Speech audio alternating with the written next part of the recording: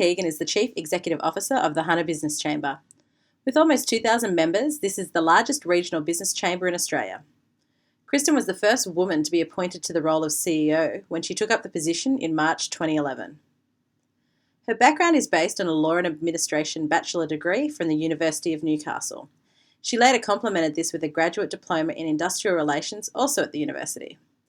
Kristen grew up in Denman and remains committed to making the Hunter a great place to live and to work. Welcome, thanks for joining me. Thanks for having me. So as the CEO of the largest regional business chamber in Australia, what leadership traits have you witnessed locally that you find are the most successful? Well, I think the Hunter region is renowned for those people and organisations that actively collaborate. So to me, in this region, we're quite unique in that we work together. So that's a fantastic trait that I've witnessed a lot from a lot of different businesses, both large and small, across this region.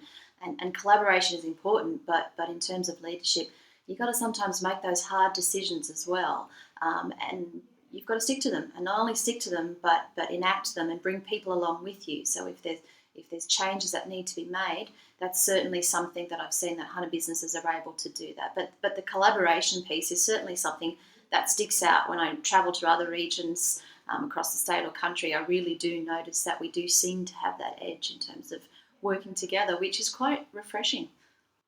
So what do you believe is the biggest challenge facing leaders today? I think there's a multitude of challenges, but from a personal point of view, it's probably time. There seems to be, and technology and availability of technology, which has both its positives and its negatives. So there's plenty of us experience the 3 a.m. ping as another email comes through. So setting boundaries for a lot of leaders is a really hard thing to do. To be able to get that work-life balance right, it seems to be one of those elusive terms that we all struggle with. I certainly do. Is really quite crucial, and I think that if we're to be effective leaders, we need a well-rounded life. And for a lot of us, we get caught up in the work side of things without necessarily paying the attention to our private lives that we should. So if there's a way to switch off and turn off the technology, then we should certainly be doing that, and I should certainly be doing that more. So how do you define the difference between a manager and a leader? Look, I think it's pretty common knowledge that managers tend to manage on an operational level, whether it's a task or a number of tasks, as opposed to leaders being more strategic. I think that we've probably heard that answer over and over. However, managers can be leaders too.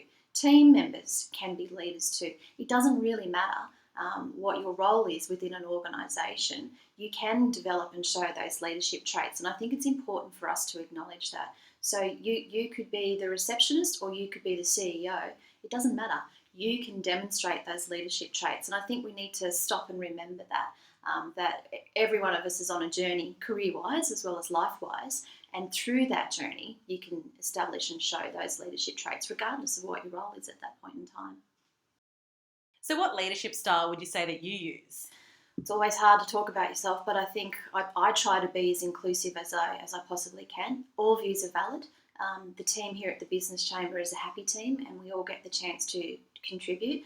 I'd like to think that I lead by example. If there's a job that needs to be done, I'll roll my sleeves up and do it, and it doesn't matter if it's setting tables, stuffing envelopes, or writing the strategic plan.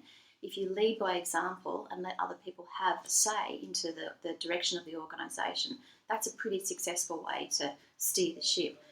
Nothing's ever perfect though, and things are a challenge. And I think as long as people are open and honest and able to contribute, that's great. But at the end of the day, it lands to me to make those hard decisions at times that we all have to make. And as long as people understand why we're doing that and they've had the opportunity to contribute, I think that's important.